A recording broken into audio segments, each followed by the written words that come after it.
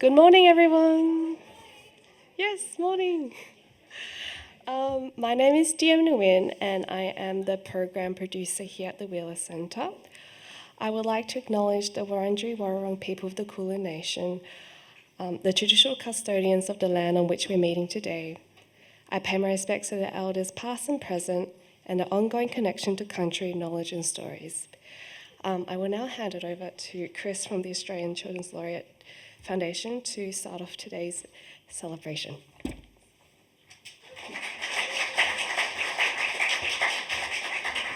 Hello everyone and welcome to Sally's farewell. I think a lot of people here were here at Sally's launch, which feels like yesterday, and I don't think it probably feels like yesterday for Sally, but we're here and it's been an extraordinary journey. We're going to hear a lot more about that today, which is exciting.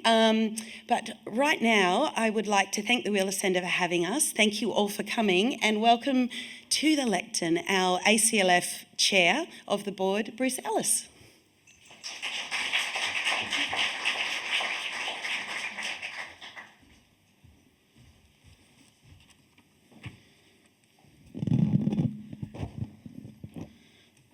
Adjust that slightly, given that I'm a little bit taller than the average bear. So welcome everyone, and thank you for coming. It does seem like only yesterday. I couldn't quite believe it's been almost 2 years since we were in this place to welcome Sally and launch her laureateship, and it's gone very, very quickly.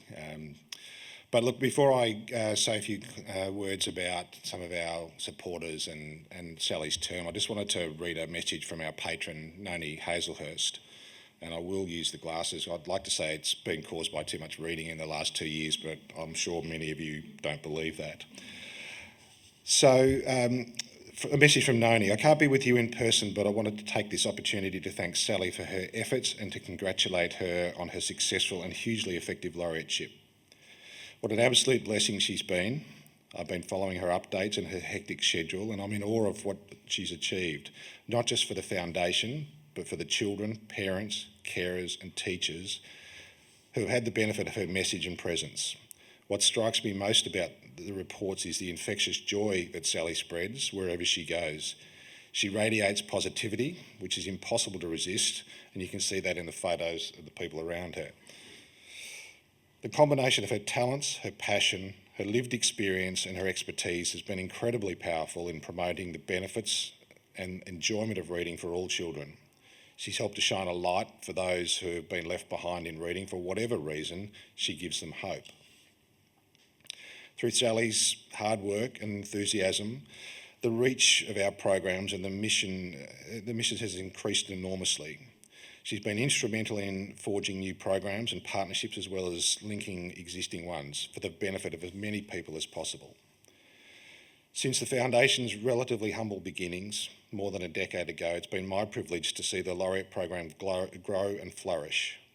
Sally leaves us with huge shoes to fill. She's lifted the bar significantly, spreading the message in ways we could hardly dream of in the beginning. I sincerely hope that the laureateship has been as rewarding for you, Sally, as it has been for us and for the tens of thousands of children you've touched. I wish you every success in your future endeavours and look forward to following your next steps wherever they lead. Thank you from the bottom of my heart, Noni.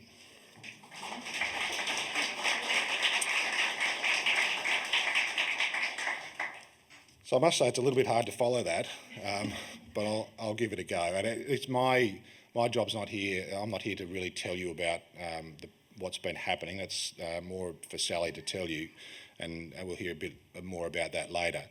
My job really is to make sure we acknowledge the people that support the Foundation and tell you a little bit about what Sally's been up to and the reach that we've been able to achieve through her laureateship. And to be honest, it's pretty hard to believe that we're almost at the end of Sally's term. When we asked her to be our 8th laureate, we hoped that we'd again be able to take the program to a new level, highlighting a different angle in that all kids can be readers. And I can honestly say we haven't been disappointed. Throughout her term, Sally's made sure that Australia knows that all kids can be readers, if given the right support. And it's up to us as the gatekeepers, the parents, the children, and the people around the children to ensure that any struggles are identified so that we can address those early. During her time, Sally's spoken to over 74,000 kids and adults across her 2 years, live or either in person or online. And that's, I think you'd have to agree, that's an enormous reach. Sally's spoken in every state and territory, including in regional and remote areas, and including via the School of the Air in North Queensland and audiences overseas as well in New Zealand and Italy. Her online reach has surpassed 15 million through media, social media and newsletters alone. Some of the highlights of her time has been hosting national simultaneous story time, reaching around 2.5 million people. The International Laureate Summit in Bologna in March of this year, where she joined other international laureates, both on a panel and talking to people in the community. She spoke to audiences in New Zealand through our partnership with the Te Awi Rito New Zealand Reading Ambassador program, and as I mentioned, on the School of the Air as well in Northern Queensland. She met Her Majesty the Queen. We've worked with Vision Australia, and she spearheaded the inaugural Laureate Week along with Lee and Gabby to take reading and the laureates into schools in partnership with ASLA. The success of our program doesn't come by itself. There's a whole heap of people and organisations involved in bringing the Laureate program to Australia's children. We're very proud to be sponsored by the Copyright Agency Cultural Fund, the Australian Government through Creative Australia, and now what's becoming Writing Australia, and the Gourlay Charitable Trust, along with many others, and I know Crispin Buttress is in the room as well. There's other people that we should thank, not the least of which is Hardy Grant. Hardy Grant's represented, I think, by Kate Brown and Marissa Pintado today, and other members of the team. And I should acknowledge that they provided the books that are in your bags today, Sally's book, Wild Things, which I'd encourage you to read. We're also partnered with Australia Reads and the Children Publishing Committee, and the key person that we work with there is Anna Berkey. The Australian Publishers Association with Julie Pinkham and Andrea Hankey. Book People, Robin Hupert. Vision Australia, Sarah Bloden. Belinda Audio, who supported us with monthly audio books that we put on our website, and the bags today have been provided by Belinda as well. And Rebecca Herman, I think, is in the room somewhere. Tanya Di Berdino from Zart Art, the State Library of Victoria, Mairead Kennedy, Crispin I've mentioned, and the whole team here at the Wheeler Centre, who I think you'd agree has made, again, a fantastic event for us. We've also got Michael Earp from the newly reopened Little Book Room, and he's up the back there somewhere, I think, with a whole lot of wonderful books for you to have a look at as well. We're also proud to partner with a whole lot of other organisations, PETA, ALIA, the State Library of New South Wales, and the Association of Independent Schools of Western Australia, along with a whole lot of other organisations. It'd be remiss of me not to mention Lee Hobbs and Gabby Wong, who are in the room today, a couple of our previous laureates, and James, who was one of the inaugural board members and is still a very strong supporter of our organisation, and Lee Burgermeister, who's also worked with us over a number of years. They're all the people that we work with externally, but there are a whole lot of, or I won't say there's a whole lot of people, they feel like a whole lot of people, but there's really only two of them. Kristen Durrell, you sort of heard from very briefly earlier. Chris is our program manager. And as I walked in this morning, and we've had a couple of things going on in the last few weeks, which have not the least of which is this event. But there's a couple of other things we've got in the pipeline, and we've got a new laureate starting next year. I'm pretty sure Chris is doing a really good job of looking like she's slept, but I'm pretty sure she hasn't. And Justine Burton works with us more from an administration and events point of view, and both of those two do an amazing job on making this program run very, very seamlessly. I know it looks like it's easy, and they do a fantastic job. So thank you from the bottom of the board's hearts and my heart for making my job easy. I know I don't make your job easy because I don't respond to emails, I forget things, but we are very grateful. On that point, there is a board that I should acknowledge. Kim Kane's in the room today. Some of our other board members couldn't make it today, but that board's a volunteer board, and they basically provide the structure, the funding, or the ability to have the funding and the operations and the governance of the organisation, and we're grateful to those people as well. So Sally, we're about to give you back to your family, back to your life that you once had. Hopefully you go back out into the next phase of your career, and you're writing with a renewed focus and hopefully some fond memories of the laureateship. So, as I say to all our outgoing laureates, once laureate, always a laureate, and it's just forced me to say thank you very much for your time, and I'll pass over to you now.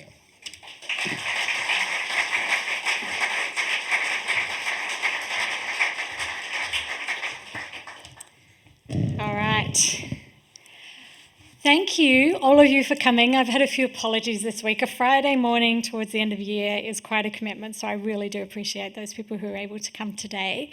And also a shout out to the people who might watch this a little bit later as it's being videoed. I thought I'd talk to you a little bit about what I've been doing for the last couple of years, because I do feel like I've missed a lot of really important events, friends' book launches, birthdays. I've been fairly busy, so I thought I'd be a little bit accountable and talk to you a little bit about what I've been up to.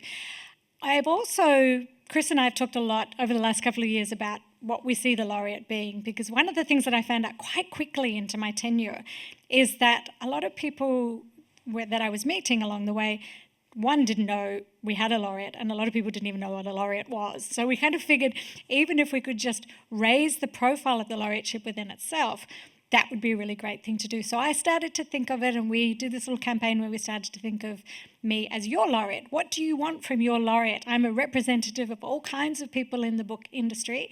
What do you want me to know, and what information can I pass on? So a lot of what I was trying to do over these last couple of years, along with my mission statement, is really feel like I was a conduit for all of you to other people who I came across during my travels.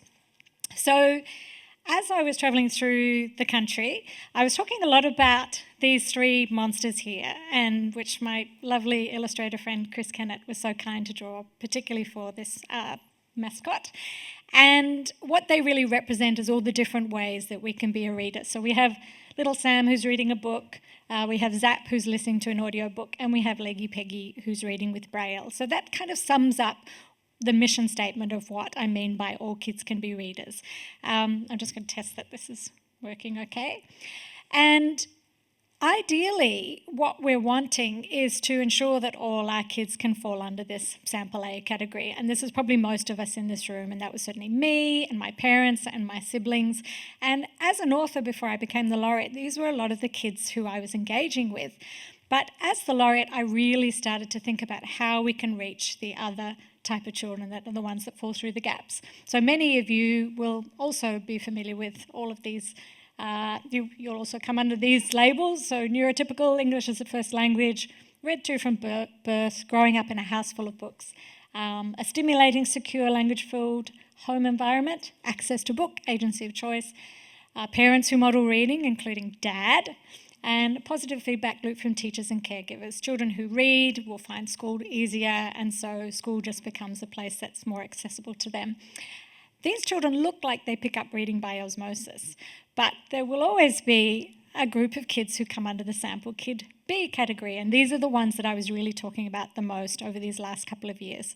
So I spent a lot of time as an author talking with children, but I figured as the laureate, where I would get some media attention and be able to use this platform, I really wanted to talk more with adults. So parents, teachers, change makers, people who could affect the lives of kids who come under this Sample B category. So these children, like my youngest son, may be neurodivergent. They may have English as another language, developmental delays or disability. And we'll often see we'll notice the first signs of this by behavioural changes in school. So thinking about behaviour as being information rather than being good or bad. As a result, these children can often have mental health struggles, and sometimes this can be because they weren't explicitly taught reading, which I'll talk a little bit more about later. But very much like my son, they'll often get to a position where they start to say things that are really big red flags, like I hate books and I hate reading, and then of course I hate school. As both Bruce and I identified in my opening address a couple of years ago when this Grattan report was first published, this is currently 1 in 3 kids, and we really need to be doing better.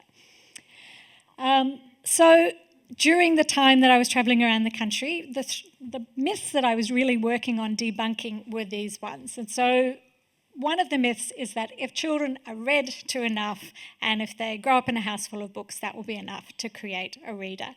Well, this is absolutely not true. Unlike oral language, literacy actually needs to be taught. So oral language is something that's been around for 100,000 years, the written language only 30,000. So we actually need to rewire a part of our brains to become a reader.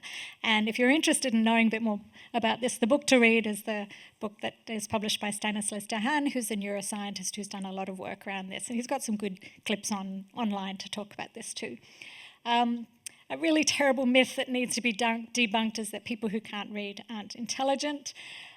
This is often a myth that's internalized by children who grow up without literacy skills, and particularly neurodivergent kids who may have issues in being able to focus or pay attention in the classroom.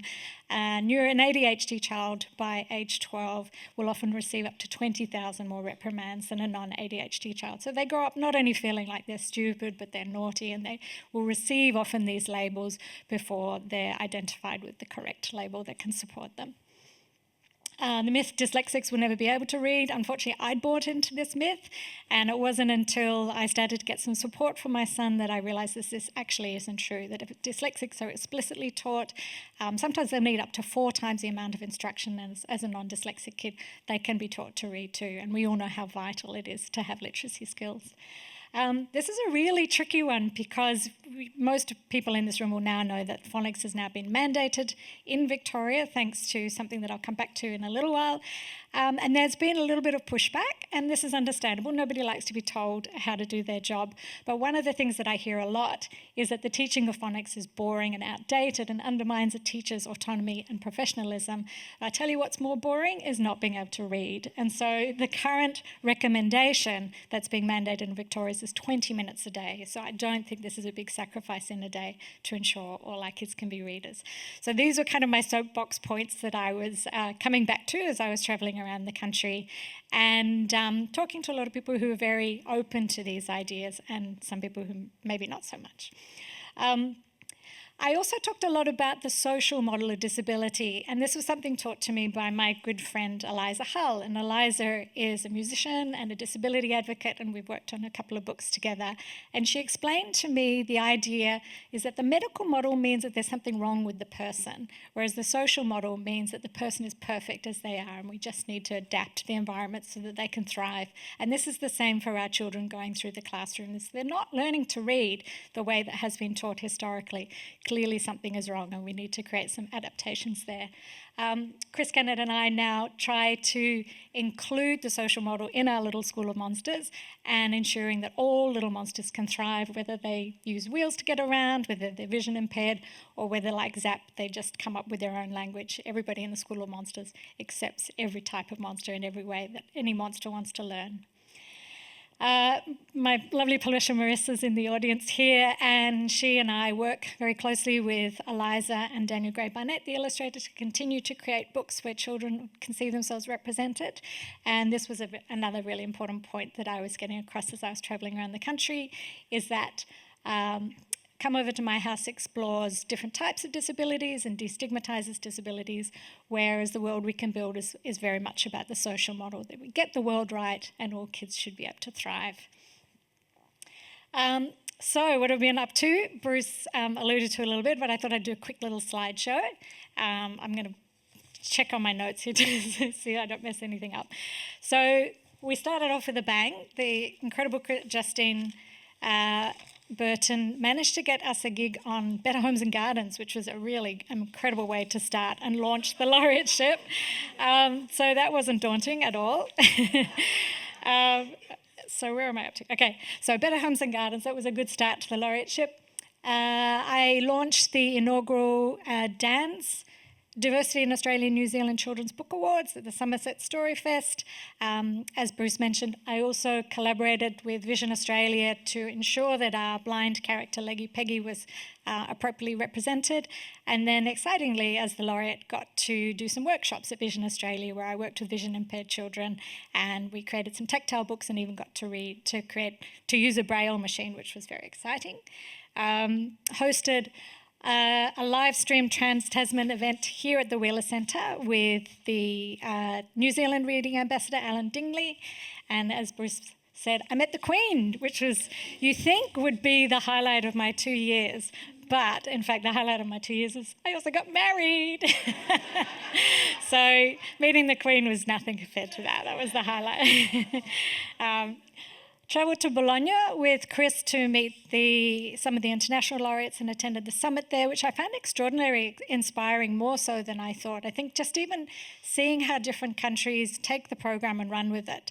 Particularly Frank Cotterill-Boyce, the UK laureate, had a really interesting program where he was working with GPs and maternal and child healthcare workers, just going out to communities to teach parents how to read to their children. These are some of the things we assume everybody knows how to do, but it's not the case. So it was a really great example of being able to really start at the baseline. Hosted this year's National Simultaneous Storytime, ran an online workshop at the Victorian State Library with a special appearance from Harry Sam, which was live streamed to almost 13,000 kids across the country. A tour of Far North Queensland, where I got to catch up with my old friend Lachlan Carter, who's the founder of the 100-storey building. And this is something that he's now trying to set up in Cairns. And we visit a lot of remote and regional schools, as well as the School of Distance Education. Then went across to Perth to celebrate the Children's Book Council 80th year birthday party, where I launched the celebrations and cut their incredible book cake.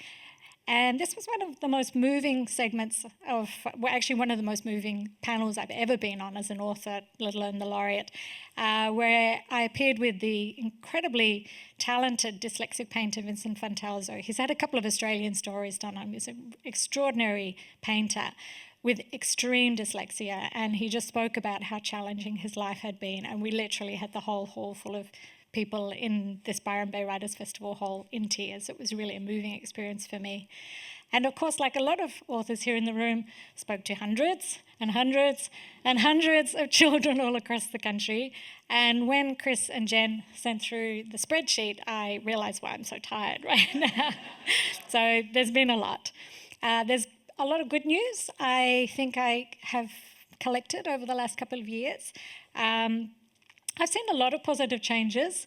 Heidi, I wonder if you wouldn't mind just shaking your head up. Heidi, good friend and the founder of the Dyslexic Victoria Support Group, is here today.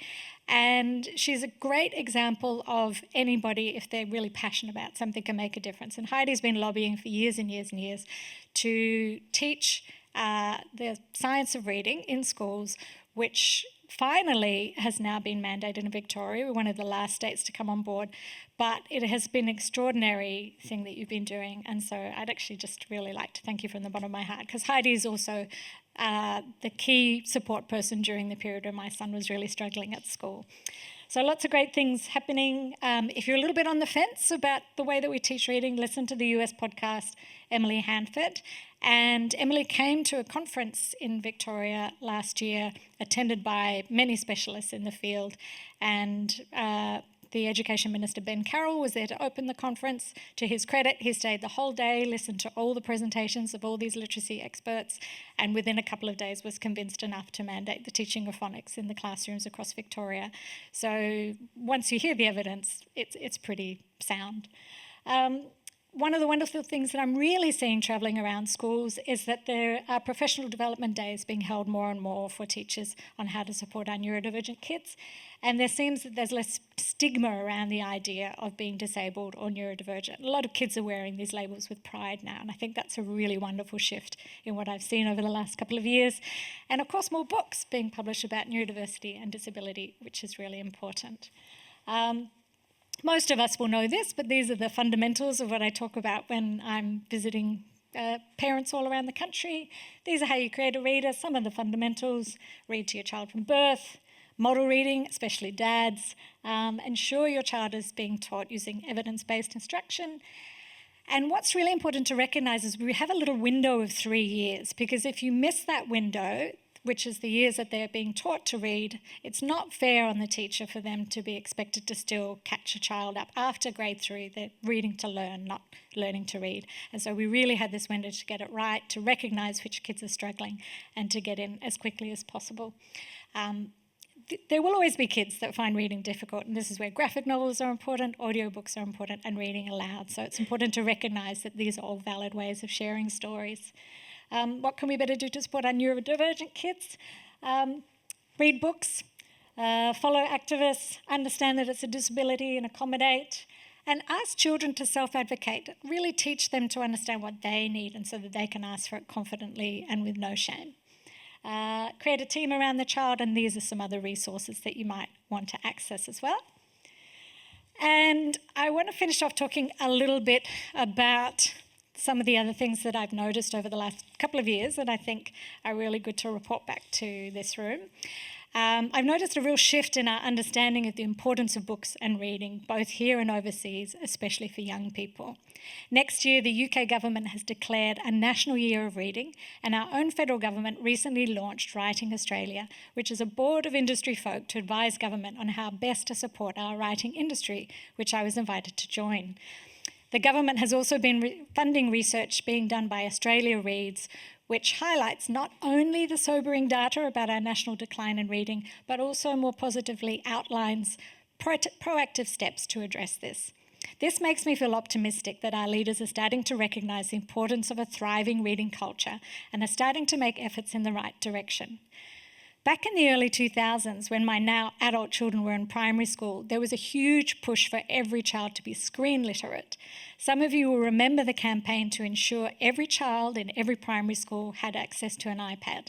You might also remember during this push that many school libraries were replaced with technology centres and many teacher librarian courses were scrapped. Obviously, many great things have come from the implementation of technology into our homes and schools, especially for our neurodivergent kids. But we're now forced to recognise that perhaps this enthusiasm to get kids on screens as early as possible has created a whole load of other issues, not just in a decline in reading, but also in some alarming statistics around the decline in mental health of our young people.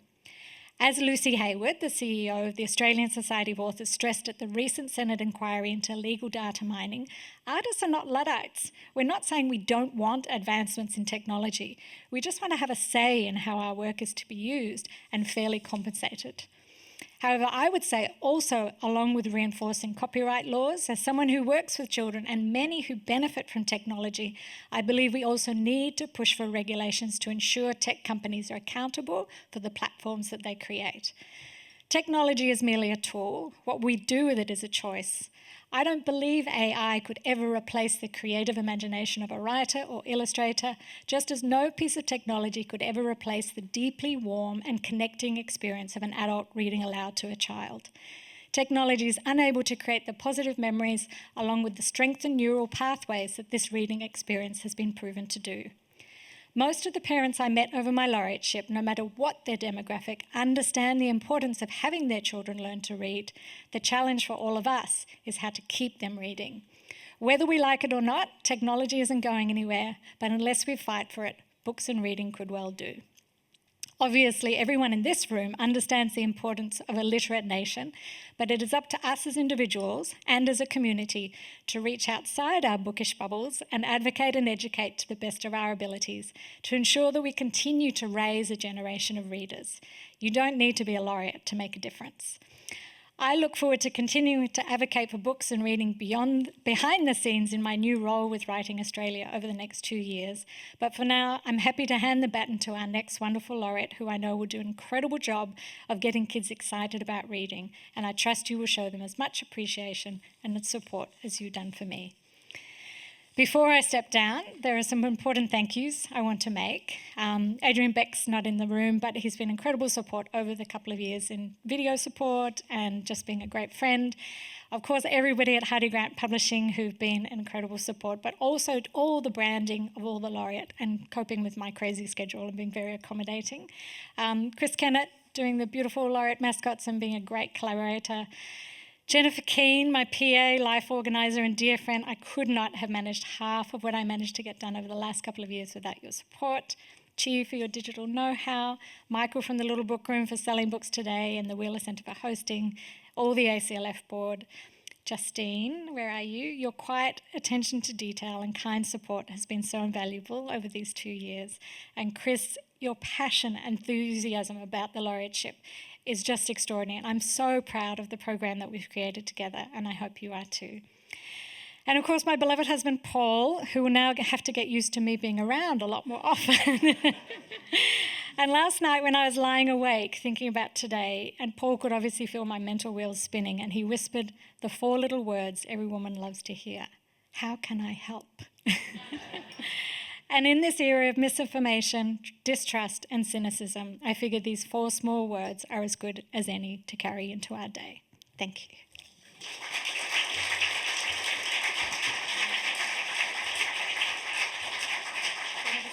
Yes, stay here. Okay, I'm feeling quite emotional now.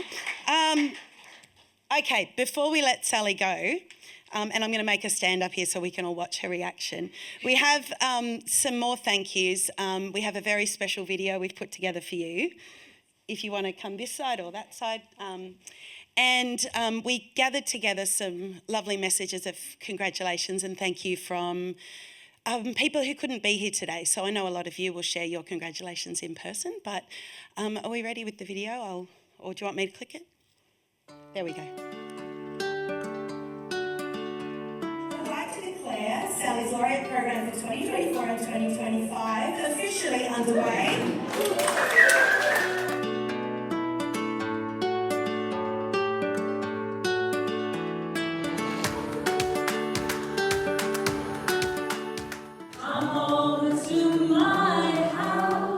Hello, my name is Eliza Hull, for those that don't know me. I have co-written 2 children's books with Sally, Come Over to My House and The World That We Can Build.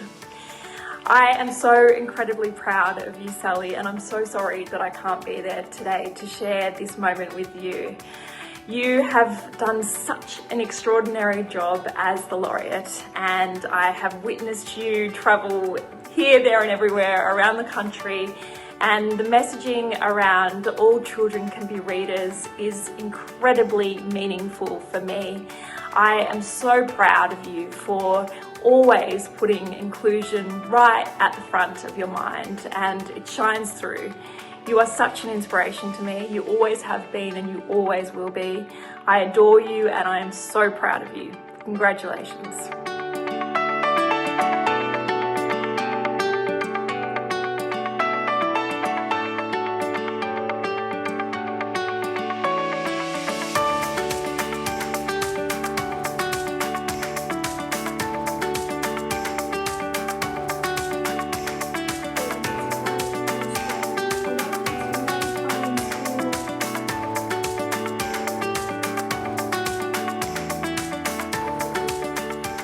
Hello, my name is Nathan Luff, and I just wanted to say a huge congratulations to Sally Rippin on her astounding work as the Australian Children's Laureate over the past couple of years. As a programmer for Sydney Writers Festival, I want to say what a delight it was to collaborate with you. You were so knowledgeable and so generous with your time, and always with this huge infectious smile upon your face. And as a fellow author, you are such a role model, not just in terms of your writing success, but in your valuable contributions to the KidLit community. You were such a star, so thank you, thank you, thank you.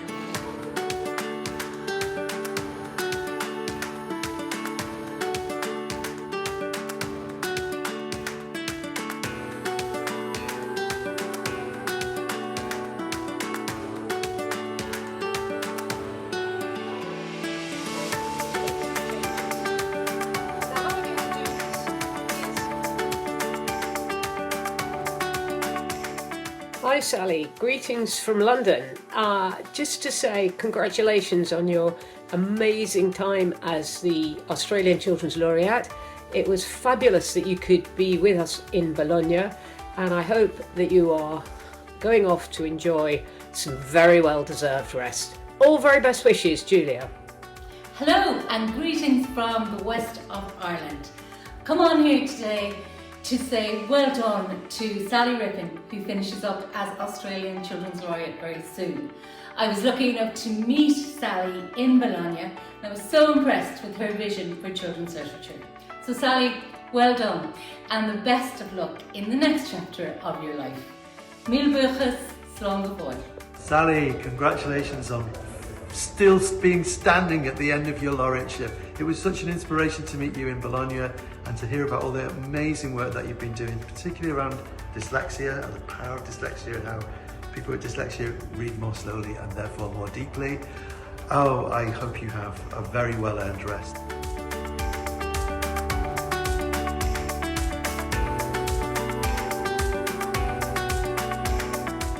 Congratulations, Sally, on a massive 2 years as the laureate. Your trip to Cairns earlier this year was just one of the absolute highlights.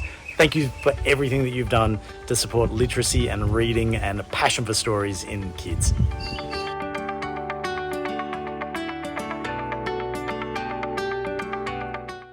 Hey Sally, Nat Amor. I just wanted to say a big thank you, really more than anything else. I know it's a farewell, but it's more of a thank you because I couldn't think of a more perfect person to be the Children's Laureate, especially in the climate that we're in at the moment. And it's from, you know, the kids all the way through to standing up for our rights when it comes to copyright and AI, tech companies and everything. You're just incredible. Thank you for everything you've done for the Australian kidlit community. You're an incredible person, an incredible talent, and an incredible Children's Laureate. So thank you, and bye-bye.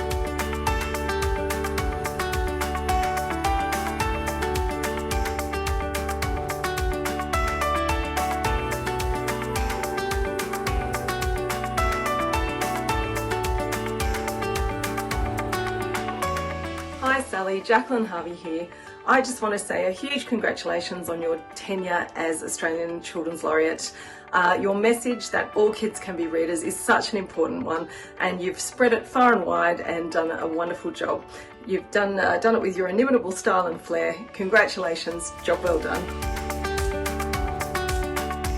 Congratulations, Sally, on an amazing term as Children's Laureate. Thank you for all your hard work inspiring kids around Australia to love reading. I wish I could be down there in Melbourne to help you celebrate. I hope you have a wonderful time.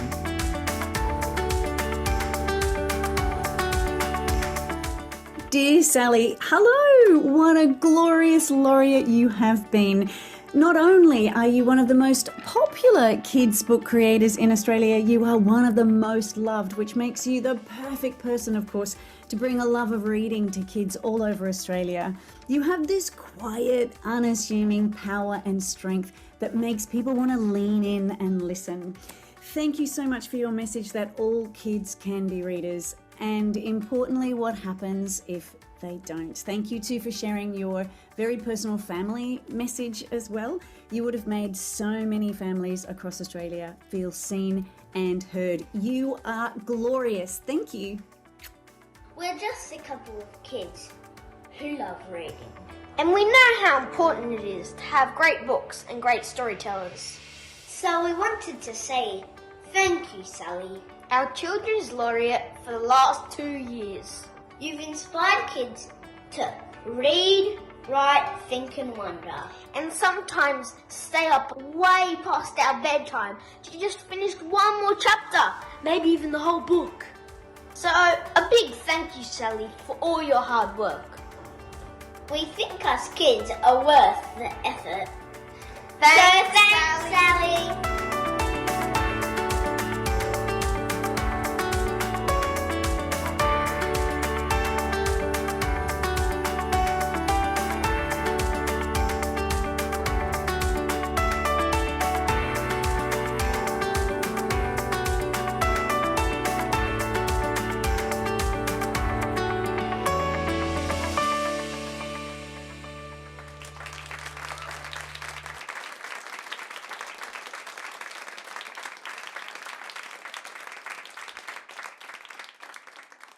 Now we know why she's so tired. Thank you, Sally. You've been extraordinary. You've brought the vision to life and it's been amazing. So, before I lose it, we have a few gifts for you to celebrate and mark the end of your laureate term. And I think we should give her 3 cheers. What do you think? You ready? Want to see what it is? Or we can do that before. There we go. And James handmade this beautiful gift ribbon that's wrapped around it. She drew each one for me. The ribbon is handmade by Anne James. The beautiful Anne. Yeah. I'm going to open this up. Now? Yeah, why not? Okay. I think we all want to see it, don't we? Okay. Before we do our cheers, we'll do that. I also recognise another Anne James on this. Yeah. Thank you. All right. Oh my goodness. Magpies, I can't get down. Oh, and a magpie. Magpie feather. Okay. Don't ruin those nails. I have none.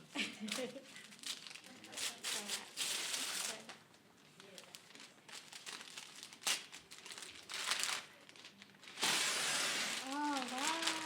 Thank you. That's another Anne James. There we go.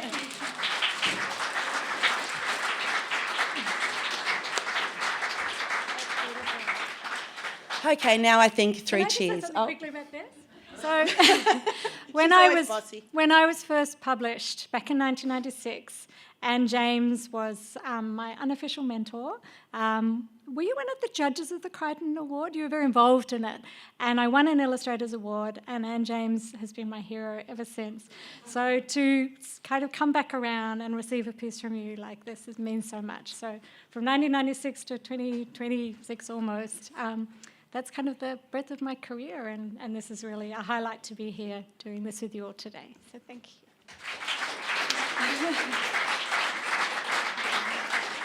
All right.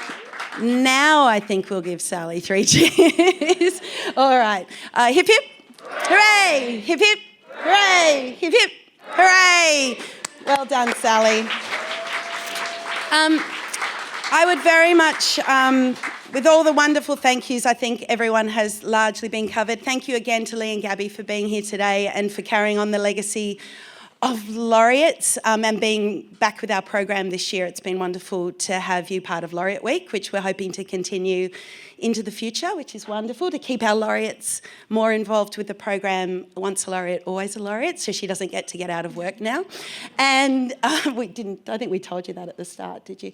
Anyway, now, on top of that, I just wanted to say thank you again to Michael, who's up the back with a selection of Sally's books and Lee and Gabby's books, other laureate books, and also a beautiful selection of newer books that are out. It's a perfect time ahead of Christmas, so why not?